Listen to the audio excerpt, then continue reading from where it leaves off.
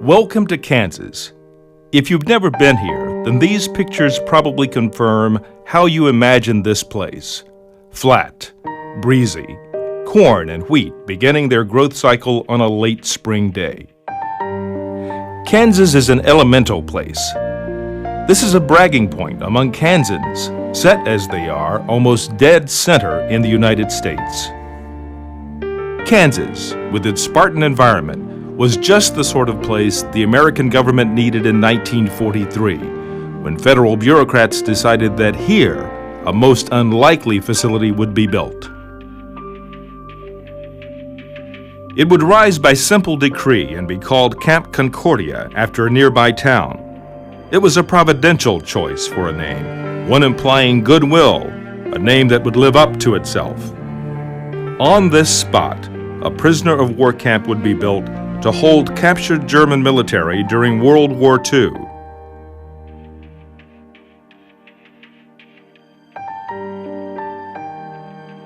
They came in on a train load. The train went on the north part of town down there, unloaded, and we hauled them out in not semis, but in 2.5-ton trucks. And we had 4 guards to a half a truckload of prisoners.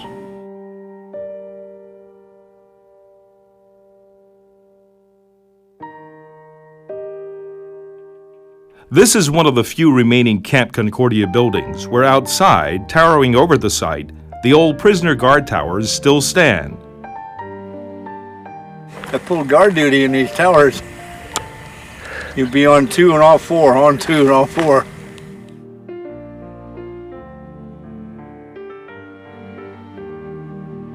Come inside. This is Camp Concordia's old American Officers Club. Take a look around. Yesterday is there to be touched.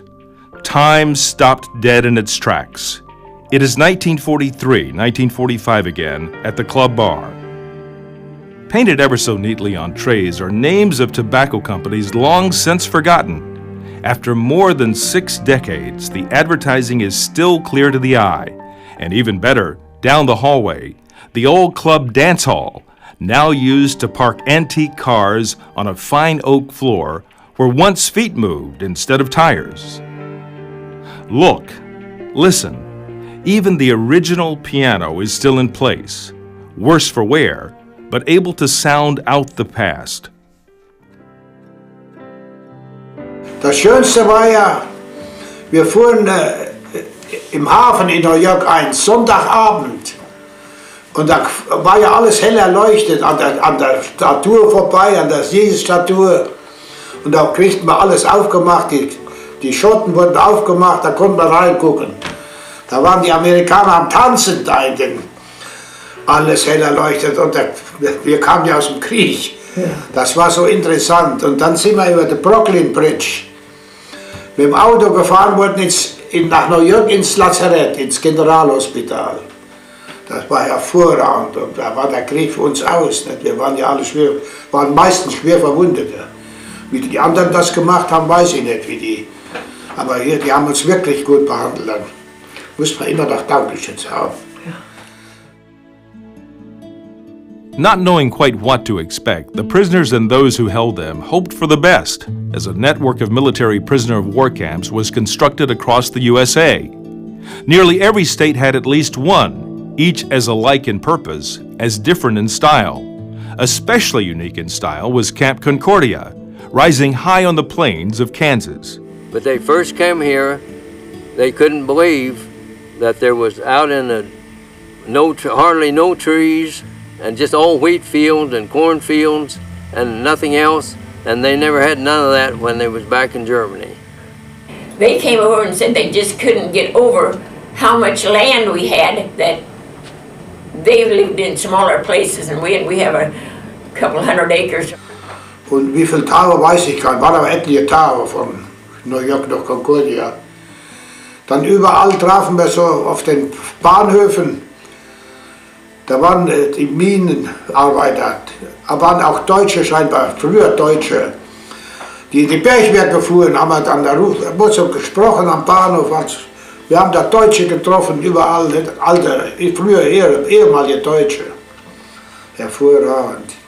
Ganz Concordia war auf der Straße und hat gewunken. Und die Gefangenen sind hier durchgefahren. Also es war einmalig. The size of the country. They were amazed that it took them 2 or 3 days to get to Kansas from the East Coast, and they were only halfway across the United States. And just that the space, things weren't all jammed up together. Things were anything but jammed together in Concordia, Kansas. Actually, the town did not look a lot different then than it does now. Just outside the town, at the site of the old prison camp, the land has been returned to agriculture, with grain crops at the heart of it. Otherwise, the area remains as it was during the Second World War. First impressions among the German prisoners held here at Camp Concordia are still vivid. First impressions of more than the land itself. Wir kamen dahin, wir waren ganz überrascht, dass wir als Kriegsgefangene eine 3-Zimmer-Wohnung mit 4 Kameraden kriegten. Und wie wir da reinkamen, da war also vorne war ein Wohnzimmer mit 4 Spinden und hinten waren 2 Schlafzimmer, ich glaube so ungefähr 3x3 mit weiß bezogenen Betten. Und darauf lag eine, wie wir hinterher feststellten, die sogenannte Roosevelt-Spende. Für jeden ein Rasierapparat, Rasierklingen, Rasierschaum, Zahnpasta, Zahnbürsten, ein Kamm und eine Bürste. Und uns wurde dann gesagt, ja, das ist eine Spende vom Präsidenten Roosevelt. Und das Leben in Concordia war nicht langweilig. Wir hatten Gelegenheit mit unserem Sportplatz, ein großer Sportplatz. Wir hatten Gelegenheit hier, wenn man in die Kantine ist und hat ein bisschen Hunger gehabt, dann hat man immer, wir hatten eine wunderbare Kantine. That sentiment of surprise and goodwill was echoed for years after World War II as letters continued to arrive from former German military prisoners remembering a Camp Concordia now vanished except in memory. It is a Camp Concordia worthy of pause and reflection. Einbeck, October 8, 1946. Dear Mr. Anderson, I'm afraid you will hardly remember me. I'm home now, after an absence of 4 years, and was lucky enough to find my wife and my 4-year-old daughter, Christine, alive. If I look back now to the farming days in Kansas, I must confess I enjoyed most working on your farm on account of the nice treatment we received from you and your wife. And that is the reason of this letter, to thank you for the good time at your place. With a tinge of envy, I remember the overwhelming chicken dinners. It certainly was a treat. Hoping that you had a bumper crop this year, I remain with my best wishes to you and family. Yours very truly, Connie van Alden. I want to read a letter here that I received from a German prisoner of war that used to come and visit the office down there where I was at, pick up mail. It's dated September of 1946. Dear Bernie, please don't be surprised to receive a letter from me. Perhaps you don't even know anymore who I am, or do you by any chance remember? Soon it will be 3 months since I arrived at home, and 10 months ago I had left Concordia. Almost all the people there, including you, have been so friendly to me that I just can't forget the swell time I had there. And I remain very truly and sincerely yours, Eric. We seem to have kept up a correspondence then for over the years. For over 50 years we corresponded, and he visited here and up until the time he died. Thoughts of lifetime friendships between past enemies may sound appropriate enough now, but were far from appropriate then. There was fear of each other, fear now almost forgotten. I did forget something. My older sister mentioned Mary, and she said, Bev, do you remember how scared we were? And I said, scared? And she says, yeah, she and Joe, I have a sister named Joanne, she said, we thought German prisoners were coming. And it was like, I'm sure their perspective of the war was like mine, fearful, and these people, are they evil, and oh, will they shoot us? And because that would have been going on in our heads, I'm certain of that. Then after they came, there was a relief. But relief took time. Relief fostered by an international agreement known as the Geneva Convention. Under the terms of the agreement, qualified German military at Camp Concordia who volunteered to work were allowed to labor outside the prison camp under American military supervision for a modest wage. Prisoners mostly chose to work as field hands on nearby farms. It was on these farms, but not on these farms alone, that unlikely and memorable friendships were formed. When you live in a rural area, anything might bring excitement. And so when my father decided to go and bring German soldiers or prisoners of war, that was a pretty exciting happening in our family. In Kansas waren viele Bauern. Also Kansas ist ja, wie gesagt, ein Agrarland. Ja? Und da haben sich die Bauern immer bemüht, irgendwelche Gefangenen zu haben. Und die haben die gerne geholt, die sind abgeholt worden und sind wieder hingebracht worden. Und wir haben dort bei den Leuten wunderbar gelebt. I remember Mom and Dad sitting at the table, talking about the prisoner of war camp, and feeling that they could use the prisoners on our farm ground, that they could help with some of the baling and the tasks and everything that had to be done.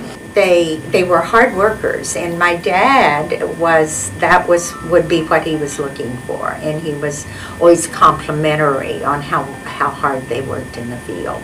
They said they could work hard in the morning, but not after they ate my mother's meal, because they were so full. Da war eine Familie, die hatten 2 Söhne im Krieg auch, und die Mutter, die backt uns Waffeln. Kennen Sie Waffeln? I remember when they'd come over, we would put the big harvest food spread on the table, and one of the prisoners, oh, Primar. Now, was that bad? That means especially good. The story of Camp Concordia is generally one of goodwill on the part of the captor and the captured alike. But at the core, let no one forget this most salient truth of war. The German combatants were imprisoned on hostile territory, charged with one impossible mission, at least in theory. Where they were always trying to escape, how ridiculous that was, because there was no, they wouldn't have gone any place, but it was just basically so they had something to do.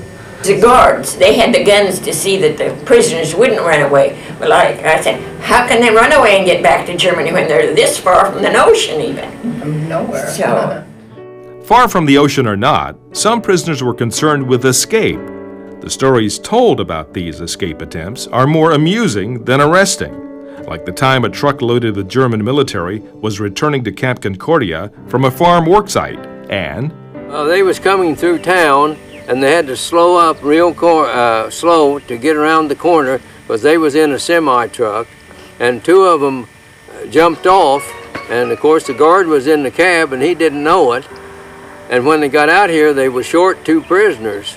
And so the MPs and all of them headed back to town, and when they got there, they were just about a half a mile out of Concordia on the highway, coming this way, and they throwed up their hands and told them, we just stopped for a couple of beers, and he said, we're on our way home. And so, but they didn't get to go out on the work program no more. If that story seems implausible, then seeing is believing. Here's a clearly dated wartime photo of German prisoners of war clowning around with their American guard, pretending to overtake him. In the background, another guard watches with a gun and a smile. The point is, escape was an exercise in futility, or in boredom, and everyone knew it. So the hard truth of this isolation often overwhelmed the military mandate of escape. German prisoners of war were given a psychological pass to accept their fate, settle into camp life, and simply make the best of it. And for some, it could not get much better. Der amerikanische Köppel kam morgens mit 2 Pferden ans Lager, in Concordia, ans Lager. Und das eine Pferd, da ist der deutsche Oberst drauf und der amerikanische. Und die sind jeden Morgen ausgeritten. Der amerikanische, das war ein General. Und der Deutsche war ein Colonel, also ein Oberst, hat man bei uns ja gesagt. Ja, und so war das Leben dort in Concordia. They had everything. They had their own PXs. In fact, they had beer and cigarettes before we did. These guys here had it pretty easy. Hell, they had their own dogs and everything else up in the compound. The German officers had their own little clubs within the camp, and they had beer in their clubs. I mean, who would have thought that we were letting prisoners of war have beer? In the canteen, we had the possibility to buy American beer. I think 15 cents cost a bottle, and a case cost $3.60, 24 bottles. And we could drink a whole case during one night and were not drunken. There was also a prisoner of war library stocked with books and newspapers, printed in both English and German. We took newspapers and magazines. That was another bit, that we had newspapers and magazines. And I know this sounds unreal today, but that was an ordinary. And at school, when we went to this country school, and the teacher would say, well, can you bring a newspaper article or magazine article to school? We always could. And that was something we shared that with the Germans. Now, whether they could read English, I don't know, but they always acted excited. I think about 90% or more of the officers all spoke English. All in all, I couldn't speak that much German. But the enlisted men that we had working in the office, they spoke excellent English, in fact, more proper English than we do. Sometimes there would be two there, one could speak English, and the other one would be talking to him in German, and he would relate and talk to me. I see. And that's how I got acquainted with a lot of them that worked there. And like Life magazine, a lot of photographs, so I'm sure they were interested in what if the war was mentioned, or that, anything, pictures, or what was our side saying about the war. Das größte Erlebnis war, dass wir sowohl die New York Times wie die Chicago Daily Tribune hatten im Lager. Und wir konnten die immer miteinander vergleichen. Und die waren völlig verschieden. Denn die Chicago Daily war gegen Roosevelt. Ja? War gegen Roosevelt. Ja? Das war eine republikanische Zeitung. Und die war auch eigentlich gegen den Krieg. Ja? Und die New York Times, die war sehr für Roosevelt und hat also die amerikanische Regierung und so weiter immer gelobt, und die andere haben die amerikanische Regierung. Und das war für uns neu, weil wir da ja nicht aus einer Demokratie kamen, wir kamen ja aus einer Diktatur. Well, I think they saw what democracy was. I mean, they had American magazines, they had American newspapers, and they saw it firsthand. So they got acquainted with democracy. There was a camp newspaper, too, written, published, and read by prisoners of war. The newspaper's name, seen here in German, translates into something interesting in English. They had a newspaper here, and they called it the Barbed Wire. The Barbed Wire was published weekly and covered news from the German perspective and sport, too. Prisoner reporters followed Camp Concordia's many soccer teams during year-round competition. Sport occupied, even dominated the German military's time in Concordia, and purposely so. We did a lot of sports. I ran every day. I ran 10,000 meters. Well, you had to do something. Damals war natürlich sehr viele Spannungen als junger Mann und habe viel Sport getrieben. Tennis, YMCA hat uns mit Bällen versorgt und Schlägern. Apparently, there was not nearly enough sport to sap the youthful energy of the prisoners. I can remember a story from my grandfather used to tell me. He said that the local girls were really very attracted to these young men because all the young men around here were off fighting the war. And they tried to keep this secret from their parents and stuff like that because, you know, they were thought as the enemy. Enemy or not, one German prisoner had an eye for Concordia woman, and World War II was not going to get between him and her. His story stands out from the others because he was once the chauffeur for one of Germany's most famous generals. He was a driver for Rommel, and he, after the war, why, he went back to Germany, but then he come back to Concordia and married a lady here in town, and that they had met when on the farm. He lived here until all the rest of his life, and so evidently they got pretty well acquainted. It was not in any way romance, but it was in every way friendship that brought a prisoner of war named Heinz Heinemann into the lives of 3 young farmers' daughters. Coming from a prisoner of war camp near to the one in Concordia, Heinemann volunteered to work on a local farm where he met the American girls. I was their little sister. I see. And with Heinz Heinemann, one of the workers that we had, I would follow him around like a big brother. I would just grab a hold of his hand and hold hands and swing hands, and you know, he was like a brother to us. Picture of Heinz here. And then he died. We have a picture of him, and he's also the one who made the Indian head for my brother Rudolph Laws. He took it off from a nickel, a buffalo head nickel. Oh, wow. And he made it with a knife and a nail. The decorations on the outside is where he'd pound the nail point in, and that was the 2 things he used to make the picture. Heinz Heinemann made it for me. He made it and then he gave it to me, but it's made out of $1 and it's made out of a half a dollar. Every once in a while I'll think, I wonder what Heinz was doing when he went back to Germany. I know we got letters from him, but... Back at Camp Concordia, despite good relations established early on between the prisoners and the local people, there was tension. The tension was not outside Camp Concordia, it was inside. Well, we had several suicides up there.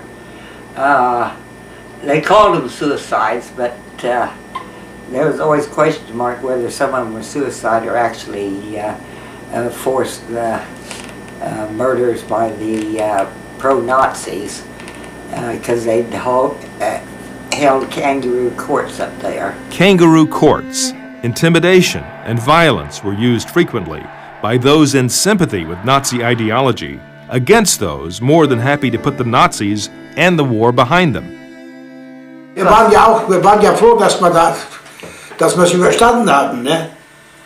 Ich war wirklich froh, also jetzt ist aus, jetzt kann da eigentlich nichts mehr passieren. Something else could happen to them, though, and it did. Suddenly, pro-Nazi prisoners exploded in brutality. Reactive, raw, and razor-sharp, this brutality found a seething focus in the sad case of Felix Tropschuh. Tropschuh was a prisoner at Camp Concordia, where he passed the long hours by keeping a diary of his innermost thoughts. Thoughts often expressing doubt about the Nazis, especially Hitler. Betrayed by a fellow prisoner, Tropschuh was made to carry the weight of the war on his shoulders. Tropschuh, der hatte wohl ein Tagebuch geschrieben und hatte da also sehr anti-Hitler Sachen geschrieben, und einer von seinen Mitbewohnern, der hat das wohl gesehen und hat das also bekannt gegeben, dass der Krieg verloren war, hat er wohl geschrieben und so, und das war also furchtbar, und der wurde der vor der gesamten Lagermannschaft, die wurde also zusammengerufen von dem deutschen Lagerkommandeur damals, und der kriegte also seine Schulterstücke abgerissen und der wurde isoliert, und niemand sollte also mit ihm sprechen, und dann wurde er irgendwo in eine Baracke eingesperrt, und am nächsten Morgen hatte er sich erhängt, und es war also eine Diskussion im Lager, hat er das selber gemacht oder hat eine Gruppe hat ihn erhängt, aber das ist wohl nie rausgekommen, wie es am Ende gewesen ist. Ob er nun erhängt worden ist oder ob er Selbstmord gemacht hat. Und der war sehr still und so. Und wir waren es war vielleicht November, da wurde bei diesem Mann ein Tagebuch gefunden. Ja? Und da steht drin, Hitler ist ein Verbrecher und hat den ganzen Krieg verschuldet. Das stimmt ganz genau. Er hat es geschrieben, ein Mitgefangener hat das Tagebuch geholt und er wurde gefangen gesetzt. Von Deutschen in der deutschen Baracke. Strick um den Hals. Ja? Und immer gesagt, wenn er sich nicht selber aufhängt, dann ziehen wir zu. Ziehen wir zu. Ich war gegenüber in der Baracke, ich habe das gesehen. Ja. Und war natürlich sehr aufgeregt und sollte nachts zwischen 4 und 5 diese Wache ablösen. Aber sie haben vorher schon den Strick zugezogen. Topeka was buried in Camp Concordia, where yet another so-called prisoner suicide, similar to the Topeka case, inspired a Kansas journalist to publish this touching tribute. They say there was no flag at all when the soldier who took his own life was laid to rest on the open prairie in the bleak little cemetery of the prison camp. You could not use an American flag, and certainly a Nazi flag would have been blasphemy, for the boy died because he was anti-Nazi. So they buried him without military honors, without even a firing squad, to thunder the last salute. The young man had damned Hitler, and the Nazi prisoners had marked him and had hounded him by day and by night. His American enemies tried to reassure him. They tried to tell him the awful arm of the Gestapo cannot reach into Kansas, to make him understand Hitler has not the power of life and death in every spot in the world. But years under the Nazi yoke had left their scar. He was broken.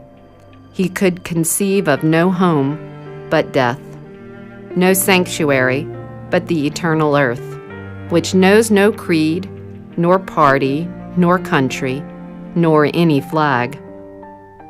There are strange milestones on the prairie of Kansas, but when the barracks and the barbed wire and all the impedimenta of war are cleared away, there will be no stranger milestone than the grave of the young man who cried out for freedom and then hid himself forever in the Kansas earth. Marion Ellett, The Concordia Blade Empire. There were other moments of drama and death. One afternoon, from a guard tower at Camp Concordia, a shot rang out. The moment was decisive. One guard shot a prisoner. Inside the compound there, we had the outside fence, barbed wire, and then they had a little waist-high railing in there. It was about 3 or 4 feet inside the main fence. And they were not allowed to go in between these two fences. But they played foosball, they call it, which is a soccer type game. And this one kept kicking that ball in between those fences. Well, the guard at the guard gate there at the tower said, he called the guard, sergeant of the guard, and he says, well, he said, what do I do? He says, he keeps kicking that ball over there, and he says, I've blown the whistle and talked to him, and he just won't stay back. He said, well, he said, what you better do is the next time he does it, use your own judgment. But he said, before that, he says, I'll go up there and I'll talk to him about it. So he did. And so the next time he did it, he hollered at him, and apparently he didn't understand him or what, but anyway, he turned around and shot him, hit him right between the eyes and draped him right over that little fence there. And the prisoners got in formation, marching formation, marched up and down the roads out there at the camp and sang German songs for 3 days and nights. And we didn't know what they were up to, what they were going to do or anything, because we were outnumbered 4-1. Yes, the one time that was, in fact, I wasn't allowed to even go up in the compounds, was after the one guard had shot one of the prisoners when he was playing ball, and the guy said that he said, I aim to shoot right over his head, but he raised up, and he said that got him. He said, and then after that, why there was such a roundup with the German prisoners that I wasn't allowed to go up there for a week, back up in the compounds. This incident, along with that rash of so-called suicides, prompted the American military to purge Camp Concordia of Nazi true believers. Well, I suppose the scariest moment was when they did a raid separating all of the pro-Nazis from the anti-Nazis. The Americans gained confidence in some of the anti-Nazis who gave them information, and it was through those who were anti-Nazis that they received information from, that they were able to separate who was who. We were all alerted what could happen, and if they had any rioting or anything like that on evacuating the camp. There was no rioting, only relief as the pro-Nazis were shipped south to Camp Alva in Oklahoma, a no-nonsense prison camp for German military who were public about their support for Nazi ideology. We had one that was a janitor there, but now he, you dare not mention the word Jew in front of him, because he would go off on a tangent, and he was one that was picked up as a pro-Nazi and separated from the others. The pro-Nazi roundup at Camp Concordia was successful. Hardcore prisoners were purged. But other than that, I can't remember ever being afraid out there. I never felt any fear. A new mood settled on Camp Concordia. Prisoners began to adjust, even landscaping the prison grounds. These old trees, still growing on the site of the camp, were planted by the Germans, and a movie theater was built too. In this 1943 photo, Concordia's film projectionist, a German prisoner named Hans-Gert Fungeling, poses with other prisoners on the steps of the movie house. Fungeling recalls that many American military and staff would eat meals in a camp club in the hour before films were shown.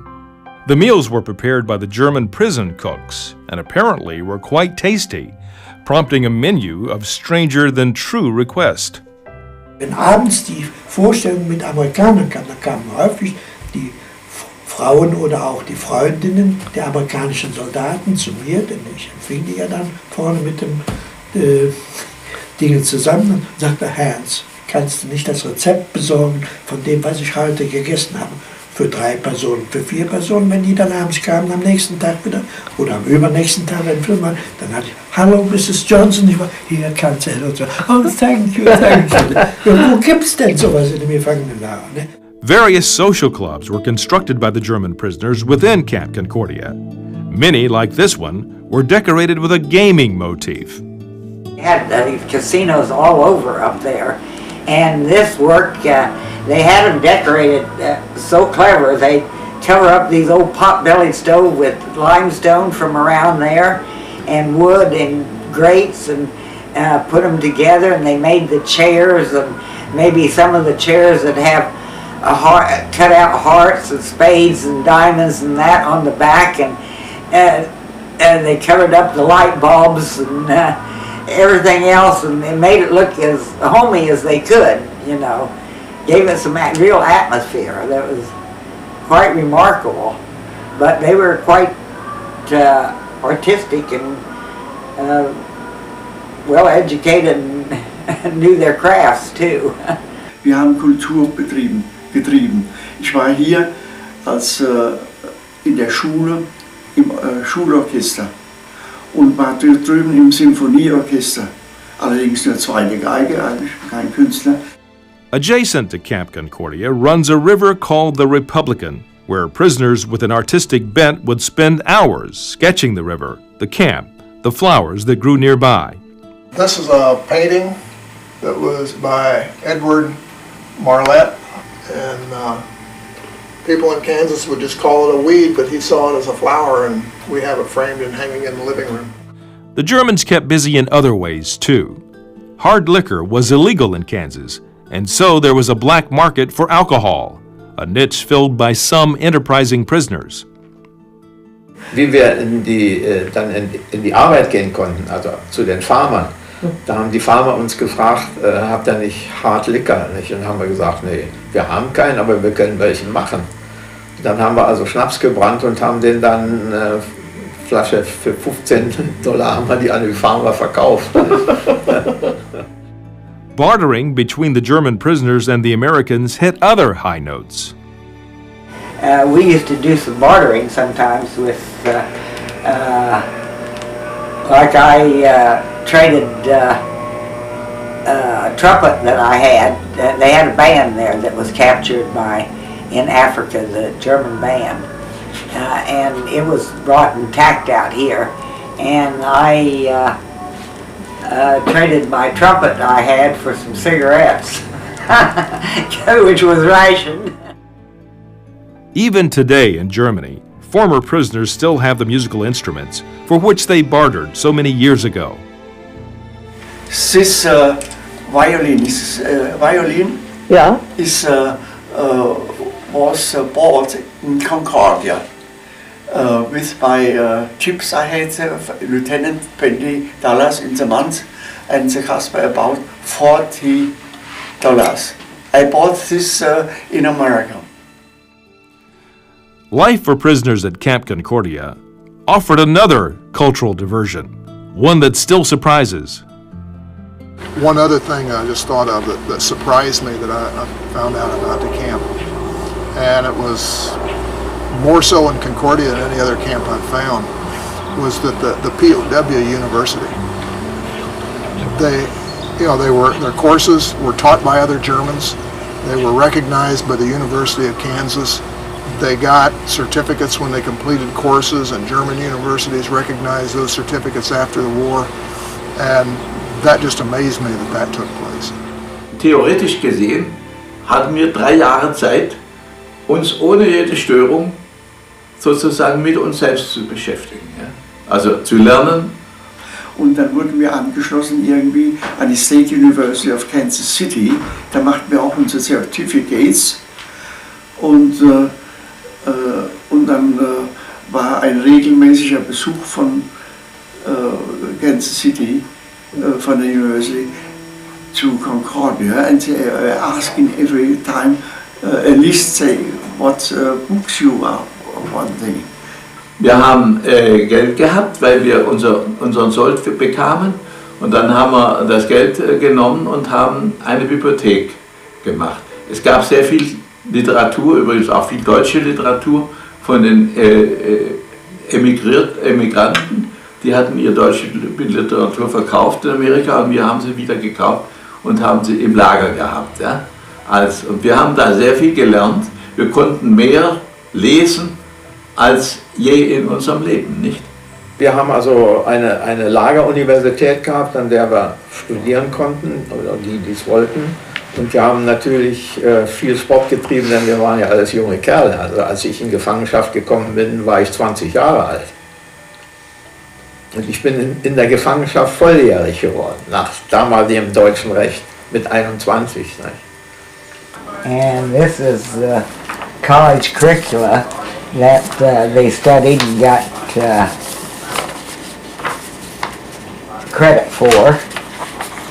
And they had all sorts of courses from philosophy, and it was taught by Germans, and physical, technical department, and economics, and some of the officers really studied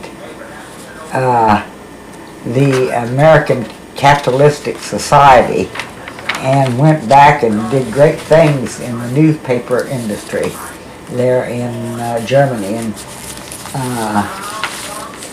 has the largest newspaper chain back there today.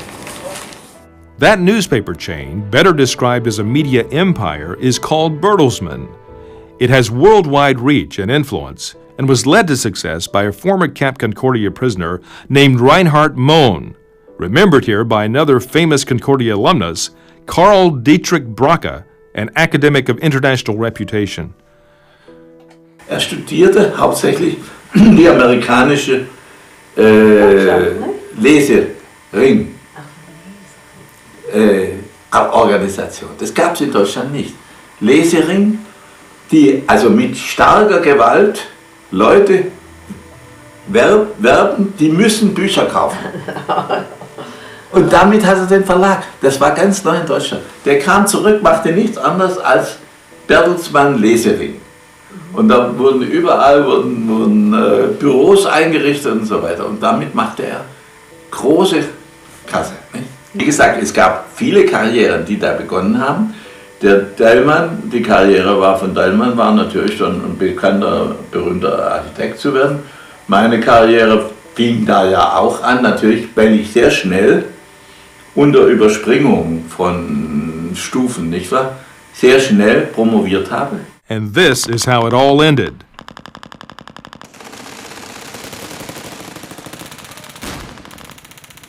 Toward the end of 1944 and the beginning of 1945, it became clear the Germans were going to lose the war in Europe. Each day brought more news, including the liberation of the Nazi concentration camps. Wir haben ja in Concordia, wurden wir, wie gesagt, in den Film ins Kino gefahren, und haben dann die Filme gezeigt bekommen, was so alles in Deutschland los war, wo wir ja auch nichts mehr wussten. But now the Germans and the Americans knew exactly what was going on, and there was a point to be made. Versuchten sie, aus uns Demokraten zu machen in Amerika. Nicht? Und dann kamen sie dann mit den KZs und so weiter.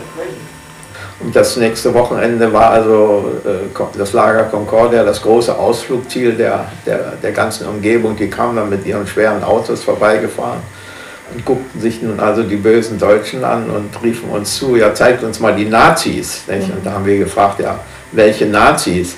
Ja, die mit dem eingebrannten Hakenkreuz auf der Stirn. At this moment, many things changed. Not just how Americans looking inside Camp Concordia saw the Germans, but how the Germans looking outside Camp Concordia saw the Americans.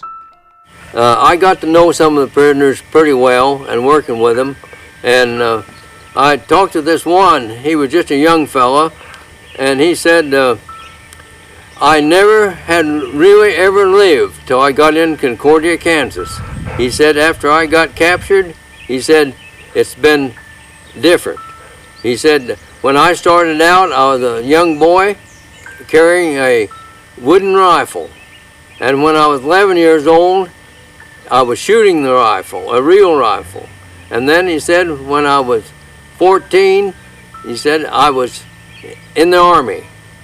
And he said, then when we got captured, he said, the best thing that ever happened to me.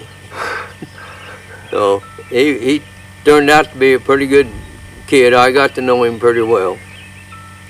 Die Gefangenschaft war für mich eines der einschneidendsten, wie soll ich sagen, menschlichen Erlebnisse. Und ich war der Hans und das war entweder eben der Jordan oder wer auch immer dann da war. Und ich habe ja Bilder auch noch von denen und mit denen ich mich sehr gut verstanden habe, kann ich nicht anders sagen. Es war ein menschliches Verhältnis, nicht ein Freund-Feind-Verhältnis. Das war das Entscheidende. Die Denkweise war allmählich, also man entfremdete sich sozusagen der deutschen Denkweise, nicht wahr? Ohne das zu merken, aber man wurde ja nicht mal informiert, nicht wahr? Es gab keine deutsche Propaganda mehr, nicht wahr?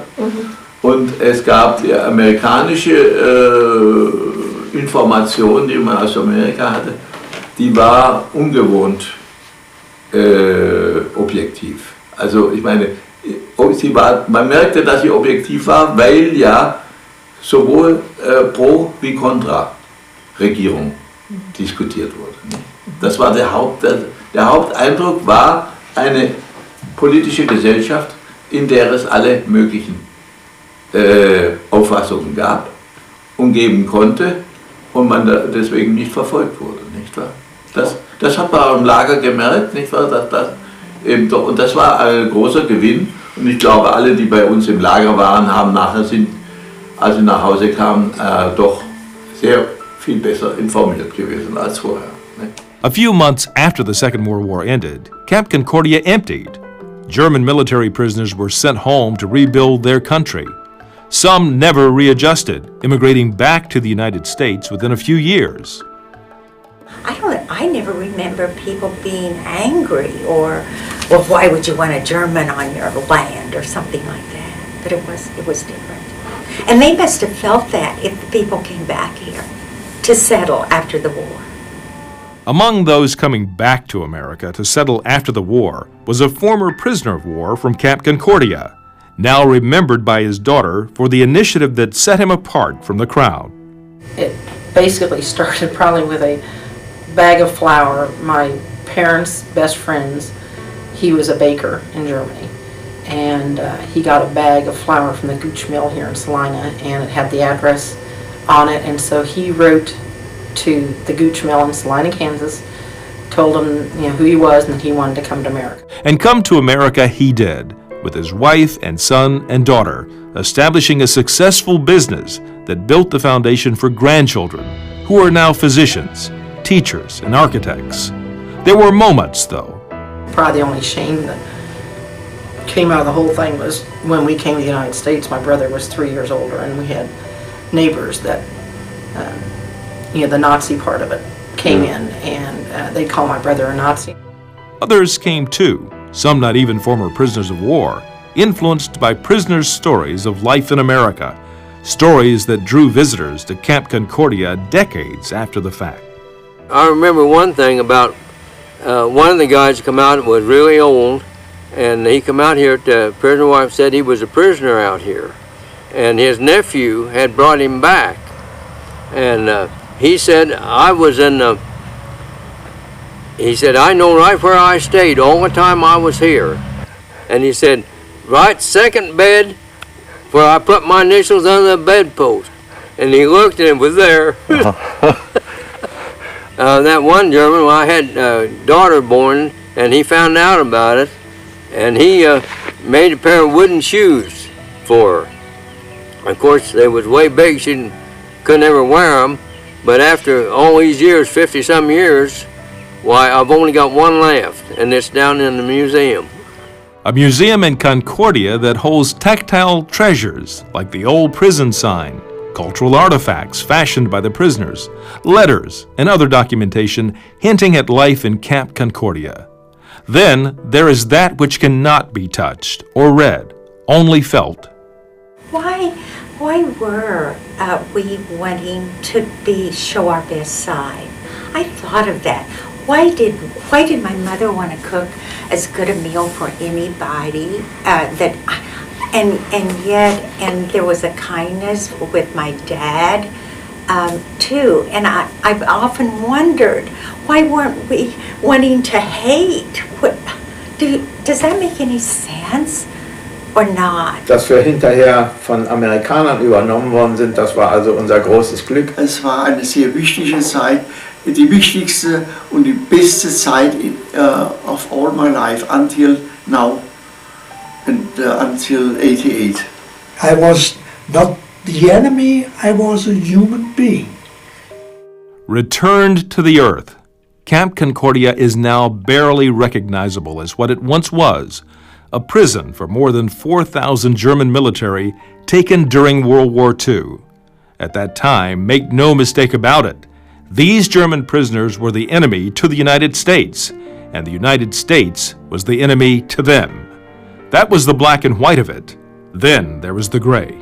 Be good to allen Menschen. Be good to all people. And they were included as people, so